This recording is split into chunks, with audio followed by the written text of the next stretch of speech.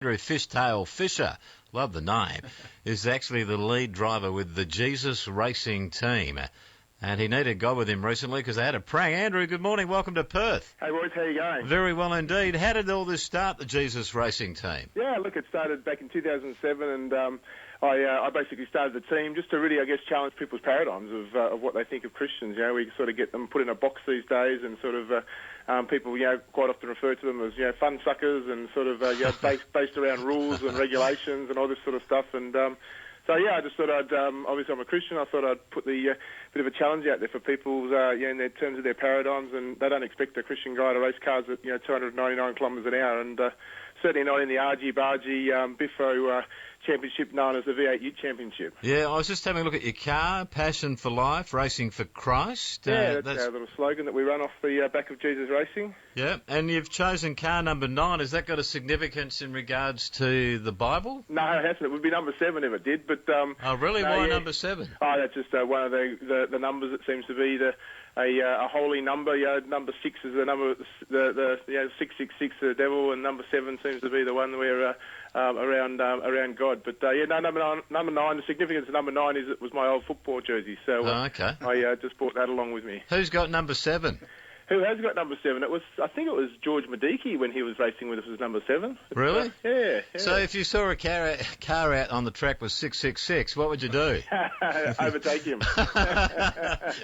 So the idea is obviously getting people talking about it like we are this morning. Yeah. But are you competitive? Yeah, well, look, we won Rookie of the Year first year in the championship, which took a lot of people by surprise. Was the highest place, winning rookie in the championship history, and we came third in 2010. Currently in third place this year, and took out the first win of the year back in Adelaide. And as you mentioned in the intro, we were right up the front down at Tassie last race weekend, and basically got turned around off the start. I was just got off the start pretty well, and the guy that was in third, I got past him. I was in fourth off the last race, and he just tagged me, just came across slightly, just tagged me, put me in the Armco, and basically bounced off the Armco, sort of facing the wrong direction. All the cars went past, even the medical car went past, and did a flick spin, took back after the boys, and we hunted them down to about 17th, and finished the weekend in 5th, and maintained our third place in the championship. So it was a good weekend, but could have been a lot better. But that's part of the racing in the championship. Someone was looking after you, mate.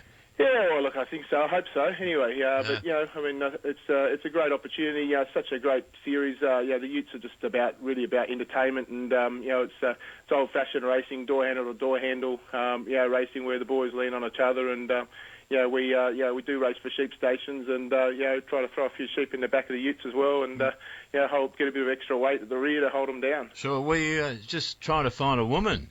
A lady that drives a ute, but we haven't found anyone yet. This is restricted to blokes or any women? No, there's actually a young lady that raced with us last round, Hayley Swanson, I think is her last name is Swanson, and she was actually racing with us last weekend, or last round down in Tasmania. So, Leanne Tanders had a bit of a drive of a ute as well. We had a Legends race, which I won with a guy called Rick Bates a couple of years ago, and in that race, Leanne Tander, who's obviously the wife of Garth Tander, was racing in that race, and she's certainly a decent steerer as well. So. Have you always had Jesus in your life, Andrew? And was it easy to get funding once you found him? Look, it wasn't like I got a money tree planted out the back when I decided to come up with this idea, but it's been a good program, and obviously we've got some great supporters with the Bible Society of Australia as one of our key supporters, and Gloria Jean's Coffees came on board a couple of years ago with us.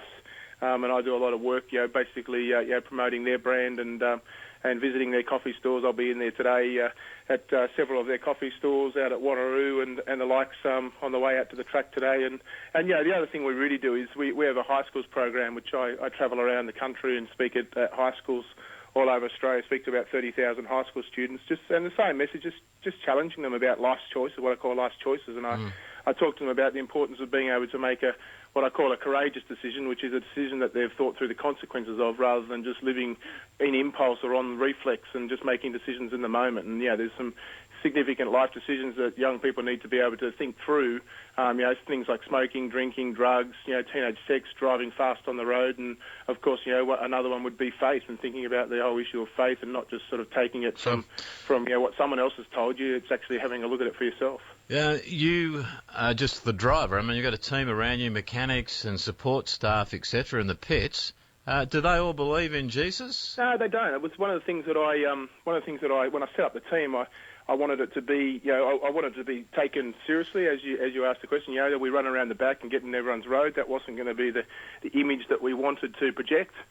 And so, I've started the team, and I'd obviously been racing before. I didn't just sort of turn up and decide to start racing in the Utes. And so I had contacts from before, and a guy called Luke Cedars is a guy that's helped me in running in other championships. And we came third in the Lotus Championship in 2005 together. And so I asked him to come on board and to really, run that side of the team. But since then we've had a range of guys. A local guy from over Perth here, Mark Waddell. He's a mechanic over here, and he basically comes away every round around Australia with us, and he's our head mechanic that looks after our car and looks after a couple of other cars, keeps an eye on a couple of other cars for the Cedars race team as well, because he's just such a talent. But we've taken him on board based on talent, not based on the fact that he has a faith. But obviously, if we can find someone like him that does believe and but is also a great mechanic, it fits perfectly. And, right. Our panel beat is also a Christian, and he's an important part of the team, as you can imagine, in the Youth Championship. So we bring him around to all the rounds as well. And what prayer do you say before you race? Oh, look, we just pray for safety, not just for me, for everybody. It is a dangerous sport.